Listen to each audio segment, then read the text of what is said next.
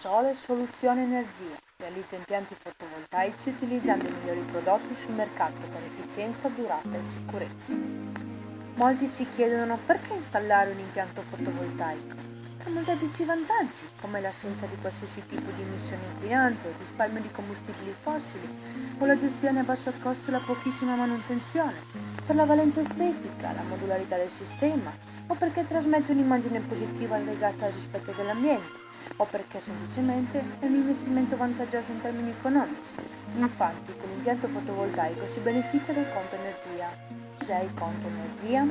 Lo Stato concede una tariffa incentivante espressa in euro a kilowattora per tutta l'energia che un impianto fotovoltaico produce, per la durata di 20 anni. Questo sistema di finanziamento riconosce il valore aggiunto verso l'ambiente dell'energia fotovoltaica e permette il ritorno del capitale impiegato in tempi brevi.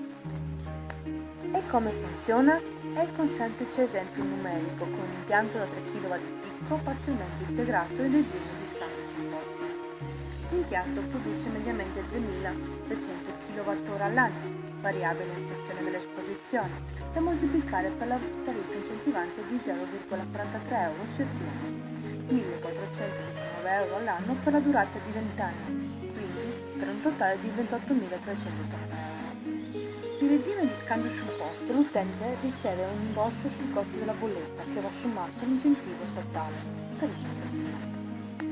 Il costo per la realizzazione di un impianto fotovoltaico parzialmente integrato riportato in un esempio è pari a circa 18.800 euro IVA inclusa. Considerato l'incentivo statale e l'imposta sul costo della bolletta, l'impianto viene ammortizzato in circa 10 anni. Mentre per i restanti 10 anni il proprietario continua a percepire 1.419 euro all'anno, incentivo statale più rimborso sul costo della bolletta. Cos'è lo scambio sul posto?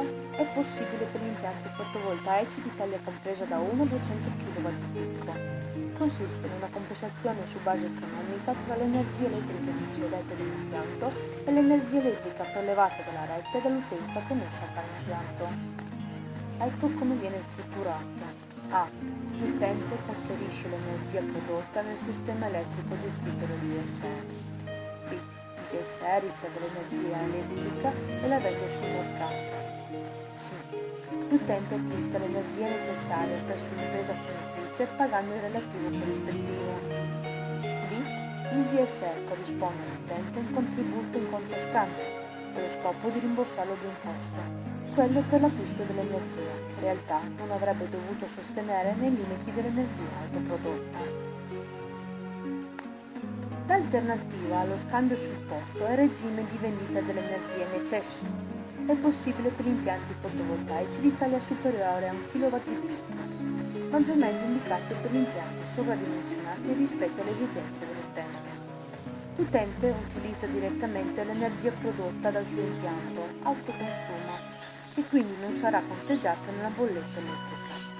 L'energia prodotta nelle ore di produzione non utilizzata viene immessa interamente nella rete pubblica e venduta a un prezzo minimo garantito variabile tra 0,0722 e 0,09285 euro a kilowattora, a seconda del quantitativo di energia immessa in rete e delle dimensioni dell'impianto. Oppure è stato introdotto il regime di vendita totale dell'energia prodotta. È possibile per gli impianti di potenza superiore a 1 kW di picco.